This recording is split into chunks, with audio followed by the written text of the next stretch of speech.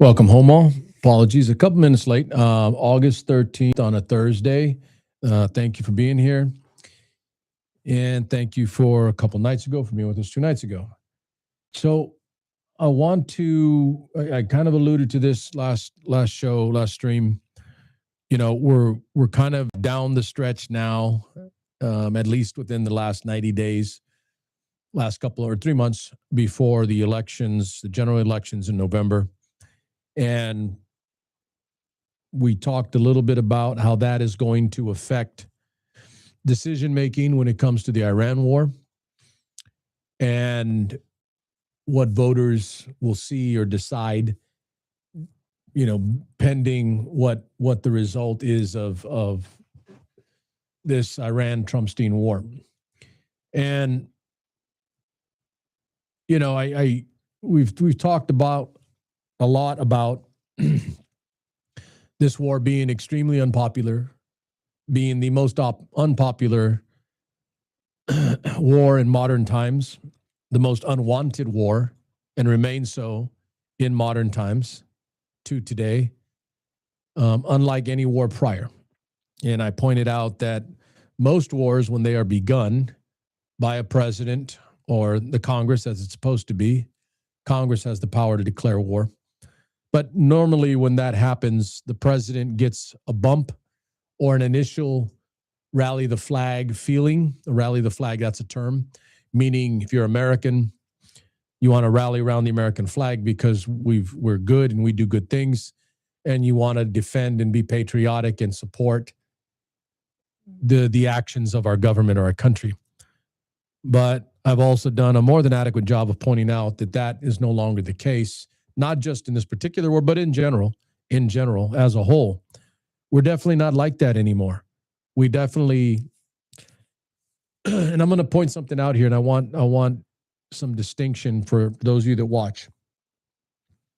Because I've had this conversation with friends, more than a few friends of mine, about younger people, younger than myself, in their 30s, 40s, 20s, and people older than myself in their 60s, 70s, 80s, and my generation. I'm at the front end of the Gen X generation. And I've said before on air that I grew up believing in the rally to the flag concept and the American infallibility, American exceptionalism. We do the good things. We do what is right. We fight the bad guys. We defend the little guys. And I grew up believing that. And I said, I think even last show, I don't feel that way anymore, at least not in an obligatory fashion, meaning I'm obligated to feel that way. Okay? I don't have to. And here's the distinction that I was alluding to a little bit ago. I'm probably at the back end of that belief, that system, because people younger than me in their 40s and 30s, down to their 20s, do not, in an obligatory fashion or uniformly altogether, believe in the infallibility or the inherent right of what America does globally regarding other countries and wars, etc. So much so that it makes us flinch if we're older.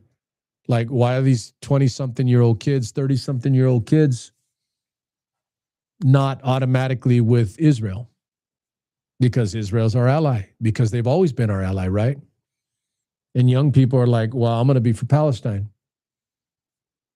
And it makes guys like me and older, women and older, think that, these young people are nuts, that they don't know what the hell they're doing. They don't know what they're talking about. But maybe they do. Maybe they do. And I'm not saying in all the right ways, like in a singular manner that they're just right. I'm not saying that about 20-something-year-olds, nor am I saying they're wrong. But they have a perspective, and they're American, and they're going to be here, and they're getting their turn when that time comes, and it's their generation that'll eventually inherit, succeed, and do their thing. And hopefully it's a good thing. Hopefully not a bad thing, right? That's what most older people believe. I'm not an older guy that thinks that all 20, 30, or 40 somethings are all stupid or incompetent or inept or they don't get it or they don't know what it's really like. Or I'm not that guy. I've spent a lifetime educating young people in their 20s, in their 30s, and their 40s, right up to 50. I started young when I got out of the Army and started working with kids young. And I've been educating kids a long time. I believe in the power of education, not the candy, rah-rah stuff, but in teaching kids, young people, things that matter and not being afraid that maybe, just maybe, we got it wrong or we got some things wrong. Maybe I believed in some things that I should not have believed in. Maybe I trusted our leaders. Maybe I trusted our government. Maybe I trusted the American process. Maybe I trusted the American way. Maybe I trusted the American dream. I refer you to an earlier show where I talked about the American dream. And how is it a dream or a nightmare now, right? We've kind of gone over this. But I want to be 100% clear here. Young people aren't uniformly wrong to reflexively be against partnering with Israel and other countries like that just because we've done so in the past, when they're taking advantage of us and using us, our weapons, our military, our money, our resources, and then they turn around and they kill innocent people, women and children, while we do it too. So I'm going to spit this out right now for my generation and older. Generation X, again, I'm at the top end of that. I'm a little older than most Gen Xers, right at the top. And then those of you that are the baby boom generation, which is right prior to Gen X. Now, I'm not going to give you a yay or nay, a black or white, because these things are never simple. They're complex. They're not easy to comprehend. There's a lot of layers too. But I'm going to say it. It is clear to me now, over a lifetime's worth of work, study, learning, watching, paying attention, understanding, sifting through garbage, parsing through what is fed to us, that clearly government is not always right. Clearly, our government is not doing the right things all the time. Clearly, our government doesn't care about us all the time. Now, as I just say that, that's easy. You could be on the goddamn left or right and agree with that.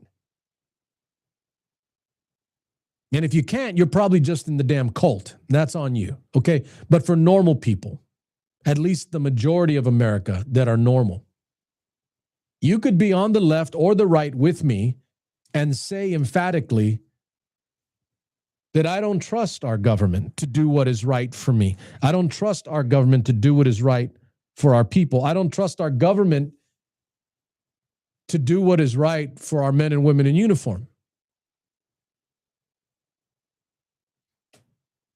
I'll get to that a little bit later in the show. But the underlying point to all this is, those of you that are my generation and older, instead of reflexively thinking just out of hand that 20s and 30s, these kids are all wrong, why don't we listen first and dissect what their arguments are and what they're for and against? And then if they're all wrong, then they're all wrong. But let's not just do it reflexively and say they're dumb and stupid because they're younger than us. Reminder, we were young too. And yeah, I was dumber and stupider about some things when I was young. But there was some shit, ladies and gentlemen, that I was 100% spot on, that I've never changed on from my time in my 20s and 30s to now. And you can be both. You could be even-handed. You could be fair. You could be honest with yourself. You can say, there are things that I knew in my 20s and things that I did not. There are things that I knew in my 30s and things that I did not. I could tell you point blank, there's a lot of stuff I didn't know about being a father at 25. that as I look back on my life and look at my past and look at my time raising my 2 kids, that, damn, there's some shit that I just did not know. Then maybe I screwed some things up, and that's fair. We make mistakes as parents. We make mistakes as older people, as adults. So as I say that, and that to be true, is I have never met anybody that could look me in the eye legitimately as a mom or a dad and tell me they got it all right about how they raise their kids. Hell no. I had a long conversation today with a friend of mine that we talked about, like, how many times, we didn't do this and we didn't do that, and you just kind of wondered, hopefully everything works out. But be clear, we don't know it all. And age isn't a recipe for knowing everything. It's a good recipe for learning, good recipe for educating yourself and making sure you don't make, and again, if you're my guy, if you're my Supermax Nation listener, guy or gal, we listen to our past. We remember our past because it is instructive and it teaches us about our future and our present. And if you're doing it right, you will learn to limit and minimize or remove the mistakes you've made from earlier and not make them over and over again. So with regard to this country and the moment that we're in, the time that we're in, I'm listening to young people more than I ever have, at least that way. I've always been around young people, for the record, always, since I got out of the Army in the early 90s. I've always listened to young people. Don't do everything they do. Don't do everything they say, but I listen to a lot. Pay attention. Listen to the music they're listening to. Usually speaks to the generation of what they are. So, midterm accountability, as I front load you with that opening kind of monologue. It is about seeing, knowing, understanding mistakes, things that are wrong. And then ultimately, for me and my show and in any iteration of it, anytime in the future, going on till I'm dead, it will be about what did we learn and how do we get better. And maybe you don't learn. Maybe you don't get much better, but at least you analyze it. And maybe you don't see it. Maybe you make a mistake again. But at least in the effort and the work of trying, that in and of itself, that alone is bettering of you. That will better you. The process and the practice of actively knowing that you need to review and know your own past, your own mistakes, if you're going to improve and be better about things, whatever those things are. So I have as the title to tonight's show, Midterm Accountability and Beyond. Let me hold off on the beyond for a second, but let's start with midterm accountability. As I said earlier, a little bit earlier here, I mentioned that we are under, 3 months until the midterm elections. I'm going to vote. And as always, I should say, I hope everybody gets out and vote and exercises their right. I hope everybody exercises their right to vote. People have literally died so you can do so. Not an exaggeration, not hyperbole, truth. People have died so that you have your right to exercise the freedoms incumbent within you as an American citizen, the right to vote, the right to speak, etc. So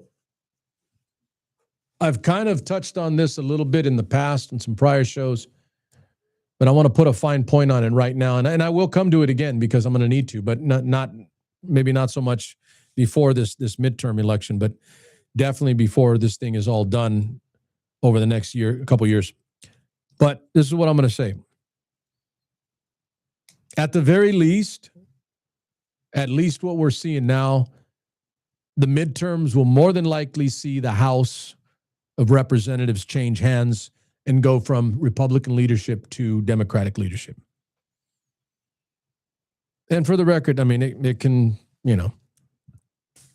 might not be the case, but it's likely. It's likely. And I think it's generally understood by even most Americans that aren't exactly finely tuned into our political space, in our political ecosphere, we do understand that most presidents lose the House after their first 2 years. That's normal. That's a norm. It's a natural reflection and a reflexive action on the part of America. They get in, they got voted in, they do some things, and then we're like, well, I don't know. And then we vote against them a little bit to change the House. And I'm not necessarily like a hard proponent of divided government, but I do think there are good things when there is divided government, because then these people have to work together, these what we call leaders that we elect, right? And they have to work together. And in the working, conservative and a liberal work together and come up with something for the center, for the majority of America. Because not all of America is uniformly left or uniformly right. Not all America is hard to the left and hard to the right. Not all America is hard conservative or hard liberal. So it could be a good thing. So if it's a divided government and we see the House change hands, go from Republican to Democrat, and I'm going to get to that in a second, but let's add the other component to it. The Congress is what? The Congress is the House of Representatives, 435 individuals elected within their states, in their respective districts all across America, 435 seats, and the Senate, the United States Senate, what used to be termed the world's greatest deliberative body. I don't think anybody's calling that shit that anymore. They ain't getting called that anymore. They used to be the world's greatest deliberative body. And it was said with reverence and respect. There's some REs for you, words. Reverence and respect. But the Senate of the United States is no longer called that anymore. So the United States House of Representatives, the United States Senate, combined the upper and the lower chamber, represent the legislative body of our government, the Article 1 of our Constitution. So ideally, if you really want divided government, we need the House to switch and go Democrat. And even though it's more unlikely, very unlikely, it would be good to see the Senate also go Democrat. And for the record, make sure we're clear here, Democrats have to get to 51 of the 100 senators. Because if it's 50-50, then Vice President J.D. Vance is the deciding vote, and therefore, in essence, it's a Republican vote, okay? So 50-50 doesn't do anything for the Democrats. They have to get to 51. If it's 50-50, they're losing the votes because J.D. Vance will come in, break ties the Republican way. So we need to do. We'll talk a little more in depth. I think maybe I'll do that. I'll break down some of the races and what it looks like on the surface for how these houses and senates change hands. So that is the legislative body. That is the Article 1 of Constitution, of our Constitution. And I say that we need to see it switch, and we need to see divided government. Because as of right now, the courts ain't cutting it.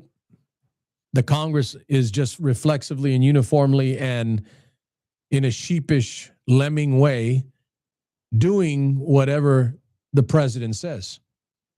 And I'm going to be really clear here. The president of the United States was never meant to be a king, never meant to be an all-powerful individual.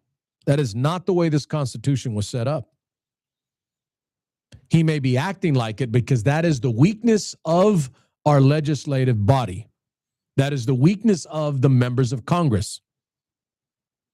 The whole intent was all of these people vying for power would fight back against the president that's and out of control because each of those individuals wants their own little power. They've given that right up. They're sheep. They're sycophantic. They bow and bend. Get on the floor and kiss his feet. The founding fathers did not see that to that degree. They did not see that. Definitely not the degree to which it is now, to where a president is unchecked, run amok, doing whatever the hell he wants, literally getting Americans killed left and right for no damn good reason. So we need midterm accountability, and this is where the accountability portion comes in. So let's begin. We need the Dems to win the House and hopefully win the Senate. And I'm going to say this. I don't like doing this. I have never uniformly voted one party or another. I can honestly say I literally vote based on who I think is good. And not everybody can say that, at least mean it anyway. But I want accountability. As my old drill sergeant would say, I want that name, I want that number, I want that ass. I want accountability. And I want to vote for Democrats. Obviously, I can't vote all over the country, but I want us to vote for Democrats that have a spine and a backbone. I don't give a shit if it's a male or female. But I want a Democrat to go into the Congress with the intent to kick some ass. You heard what I said. I want to elect someone that tells me this shit is a mess. This is not America. This is not good for us. And I'm going to kick ass and take some names going in and doing it. And listen, and that's going to be difficult because Dems don't do that, right? That has been my issue. Democrats are right about a lot of things, but they have the spine to not back it up. Rephrase that. They lack the spine to back that up and make it happen. That has always been my issue with the Democratic Party. And then if they do, it's because they're crazy or nut and they're really, really off the reservation. And for the record, that's not all of them. It's a small percentage, even though the right would have you believe that's all of them. Wrong. So I need some Democrats to get elected. They're going to whoop some ass and not tolerate this shit anymore. And have a spine and a backbone. And take back our goddamn country. And stand up and say, this is no place for kings and wannabe dictators. This is no place for people doing stupid shit and getting our people killed. This is no place for a rapist and a racist. I want some Dems with a backbone. Now, you could laugh and maybe I won't get it, but I'm telling you where I'm at because I want accountability. And the only way we're going to get accountability is if we have people elected that have the spine to also want that accountability. Give me some accountability. What is the accountability I'm talking about? One, at the very least, watch this, the war. The Trump-Stein war. I want a Congress to knuckle up and rein in and smack this president of the United States. Because this Congress didn't authorize this war. This Congress did not say, let us go to war, as our Constitution states. Article 1 of our Constitution, the legislative body, the legislative branch has the power to declare war. I want the legislative branch, I want the Congress to knuckle the hell up and do something about a war started by one man getting my kids in uniform killed. That's what I want. That's accountability. Furthermore, in addition to the war, heaven forbid somebody get a handle on what we've got for this shambles of an economy. I won't even get into the housing market. We kind of touched about that the other day. Kids can't afford to get a house. And I'm not even talking about buying a house, I'm talking about rent. There are instances where rent has gone up 2 to 3 times the amount in just a handful of years because no one can stop them. That is the job of our leaders. That is the job of the people we elect to take care of us, to advocate for us, to spend our taxpayer dollars, to exercise the authority that we freely give up in a society where your freedoms are guaranteed because you give to the whole to be a part of something larger that protects the whole. This is some Thomas Hobbes, John Locke, Montesquieu shit. If you don't know those gentlemen, please read them. Won't paraphrase too much here. Use those in order. Hobbes, Montesquieu, John Locke. They're a direct reason why our founding fathers crafted the document as it is. And if you really want to know what we are, how we are, why we began, what we are now, those three guys in particular will go a long way toward educating you on what the founding fathers were thinking, because they read all of those gentlemen. Thomas Hobbes, Montesquieu, John Locke. So we need accountability. We need a legislature that's going to kick some ass and take some names and right this ship. Because, ladies and gentlemen, we got no options. We got no other options. The president is a nutcase, candy ass, rapist / racist, and a whole bunch of other things. It's almost like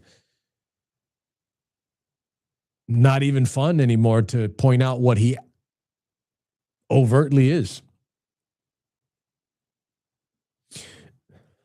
The courts, because he stacked them, rarely, if ever, disagree with anything that he does, push back once in a while. I think at this point, I actually believe that there are portions of our Supreme Court that literally have a tally sheet and say, okay, we're good there. You know what? Let's say no on this one. That way we can tell the public that we're not just shills for the president of the United States. We're not just bitches for the president. I think there's a component of that. And those of you that are savvy enough and pay attention enough to court decisions over the last handful of years, you'll know what I'm talking about. There are attorneys and legal minds all over the country that are actively proposing that based on evidence in decision-making by the Supreme Court. It's there. And I'm not far off in believing that. You know, these are things that are impossible to prove because you'd have to get inside one of their heads or their heads collectively to do so. Not possible, obviously. But it does get to that point. So the courts ain't doing the business.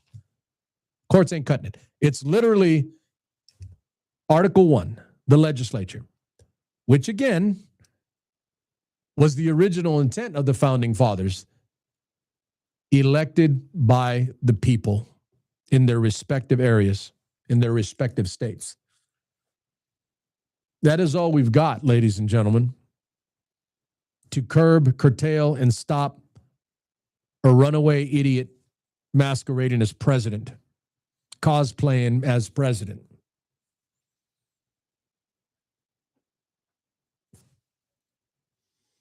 Hiding in a catering truck, trying to hide off a plane. Our cosplay president. So that's what I'm waiting for. And that's what I want you to pay attention to. If I have listeners that are outside of California, obviously blue state, obviously most of this area, et cetera. But if you're outside of the state and you're in another area, vote blue, even if you've never voted blue, for the excitement and the entertainment value of it. Because I really do want to see, I want to see the throwdown. I want to see the battle on the floor. I want to see a Democratic-controlled House of Representatives fight tooth and nail against the bullshit that this president pushes.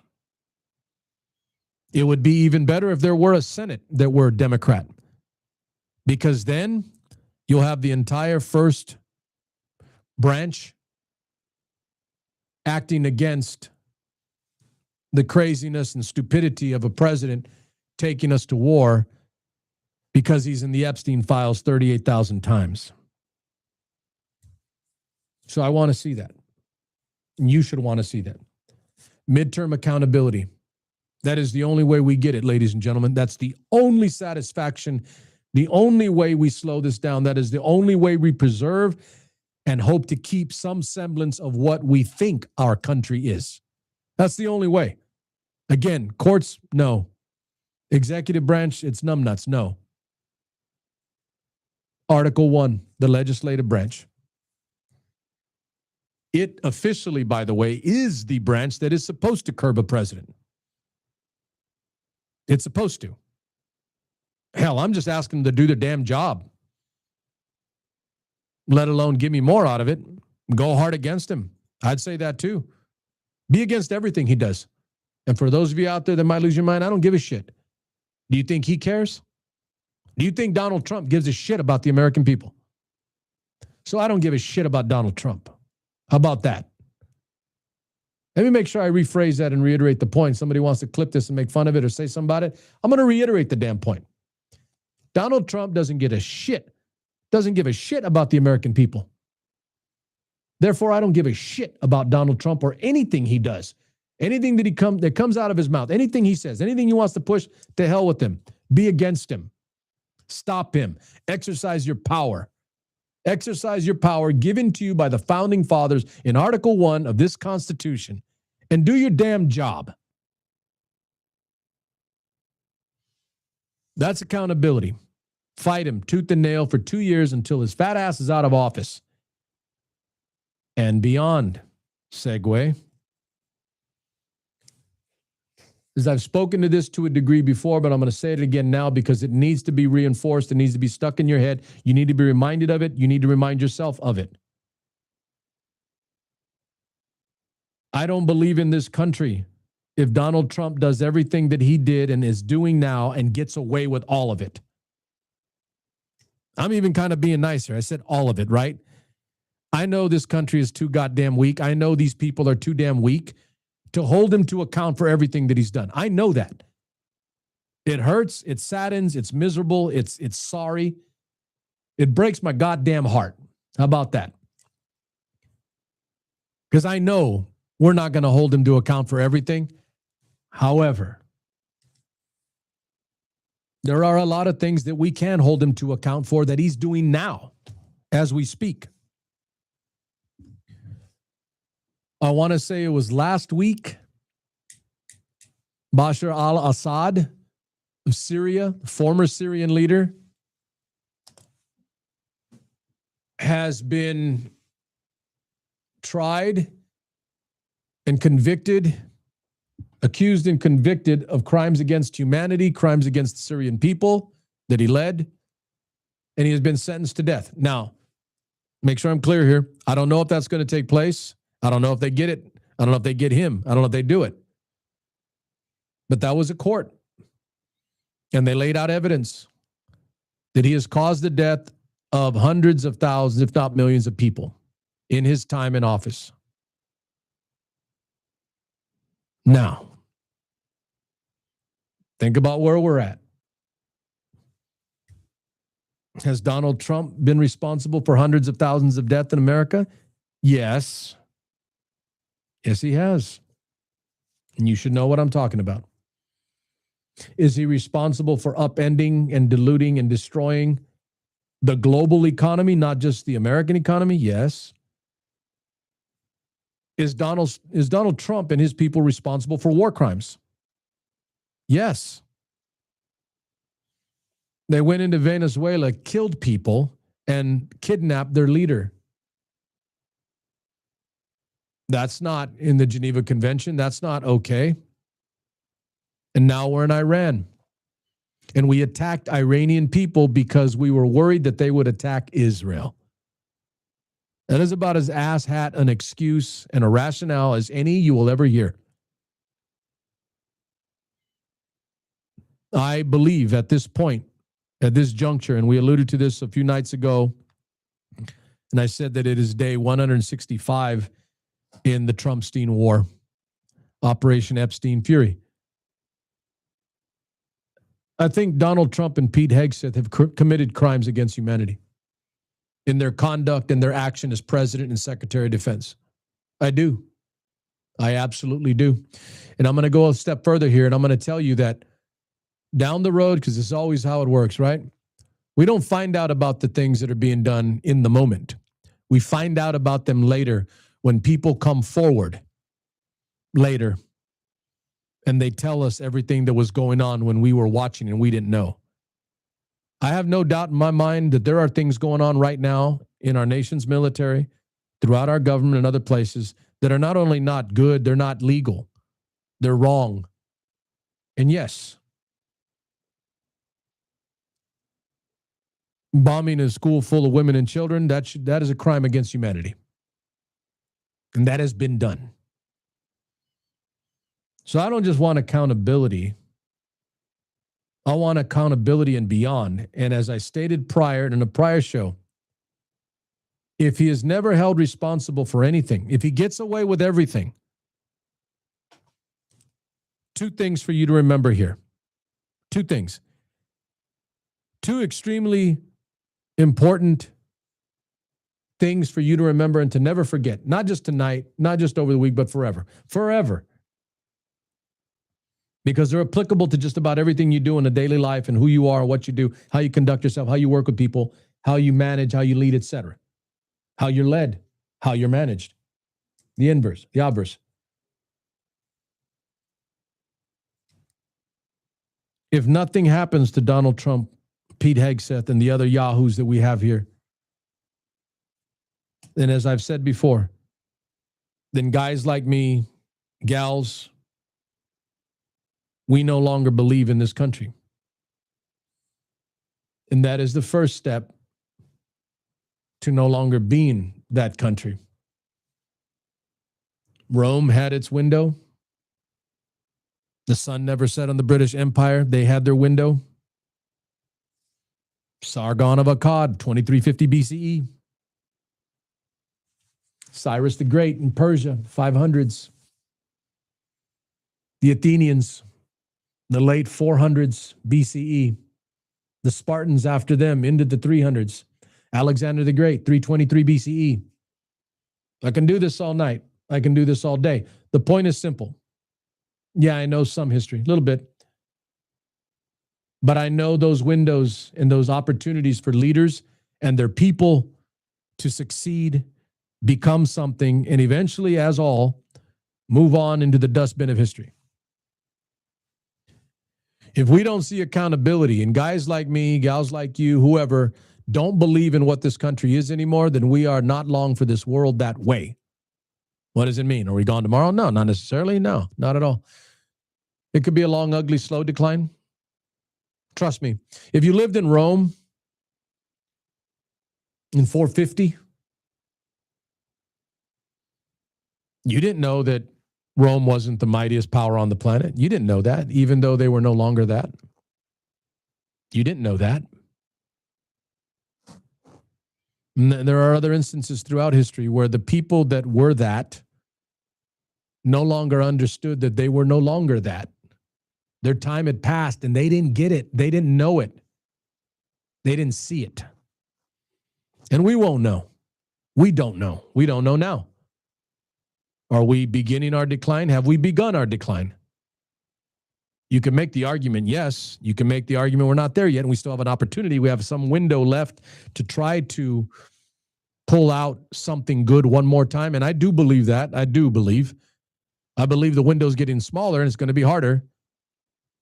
But I do believe it is doable because the one thing that I've said on this show going back years now, prior to when I was on the show or I had a radio show and then a stream earlier, I believe the one thing that has made us unique historically throughout history, is the ability for the United States and its people to self-correct based on our document. And we still have that. We can self-correct. But as I'm stating here, I told you 2 points, and we're going to finish up even earlier tonight. But 2 points. We need to self-correct, and there needs to be accountability, because if we do not, people will no longer believe in greater numbers. People already don't believe. People believe that we may be done. People believe that we're not even what we thought we were that way as a country, let alone make America great again, all that horse shit.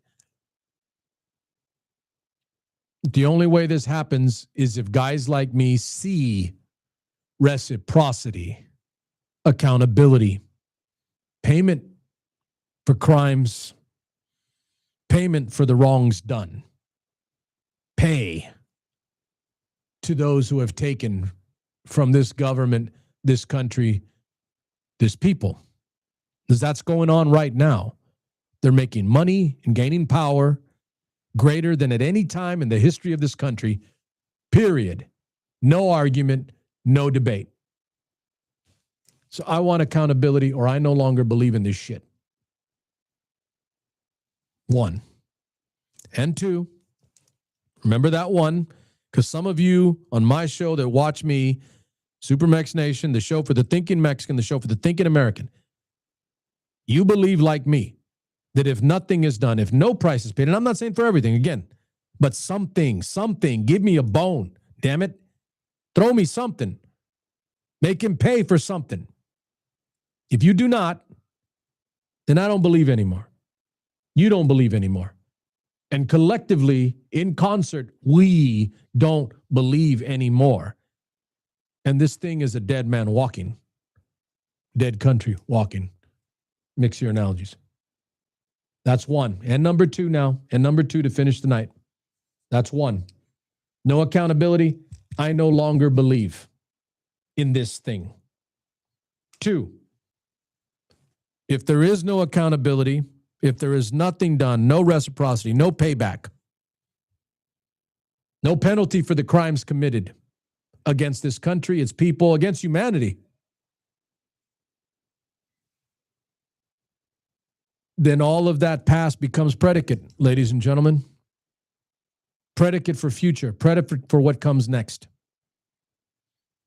Whoever the next president is, Democrat or Republican, unlikely if it's a Democrat, but even more likely if it's a Republican, if it is, past becomes predicate.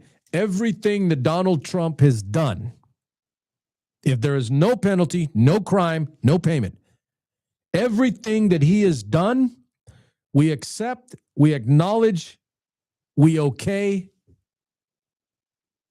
and it becomes blueprint for future. Meaning, whoever the next president is can do all the shit that Donald Trump did and more.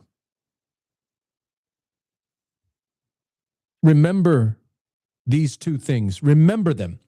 Because as I speak them to you, as I say them to you, as they run through my head, spilling out of my mouth into this microphone, going out to you tonight, those two things are it for us right now.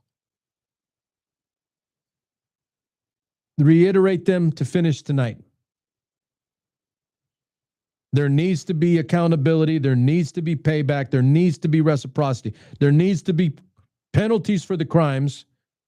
One, or I no longer believe in this country and what it is, what it represents, what it purports, what it supposes to be. One. Then two, if there is no payment, no penalty, no reciprocity, no penalty for the crimes, then someone can come in and do the exact same shit and more. Remember these two things. Remind yourself of these two things every single day up until this election and so long as this sack of garbage is in the office. And let that feed you. Let that remind you. Let that build you. Let that give you purpose. Let that give you some belief, and I'll say it, and some hope. Because if we can do these things, then those two things don't have to be. I don't have to lose faith entirely. I don't have to watch as another one comes in after him and does the same stuff and more. Remember those two things. I don't say this often, but I'm going to say it tonight. This show tonight is a blueprint and a path for how we need to look at what we're doing going forward for the next 90 days into the midterm and for the remainder of this traitor's term as a president. This is it. Internalize everything I've said, internalize everything we've talked about tonight. Remind yourself, remember that if we do not, and he gets away with it all, this country and its people lose faith and belief in this country, and whoever comes after him can do everything that he did and more. And if you still think we're going to last beyond that, hell, we may not last another term or two if it keeps going that way. We may not.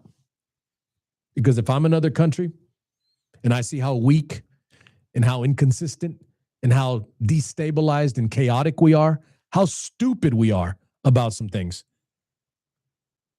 I may be taking a poke at the United States in a variety of ways. And it ain't just military on the field. Trust me. It's not just that. We're in danger. That's a fact. And the only way out of this danger is if we do something about it collectively as a whole together. I don't know what that means. I have an idea. I'll do my part. Part of it is education. Part of it is learning. And then part of it is having the spine to stay with it, ladies and gentlemen. That is it. Have your spine. Don't relent. Don't give up. Don't quit. Don't back down because they're not going to. You got to outlast them. You got to outdo them. You got to beat their ass. We'll be back next week. Next week, we are Tuesday, Wednesday, because I've got my Veterans Day meeting on the Thursday. We'll be back next Tuesday and Wednesday. Nothing but love for you. Remember everything. Go back and watch the show again. You're going to want to. And hear everything that we've said, how we've said it, so you can internalize for yourself and blueprint for yourself how you are to conduct yourself as an American to start fighting in your way, even by yourself, how you fight this garbage that we're living through. Nothing but love for you. I'll be back next Tuesday.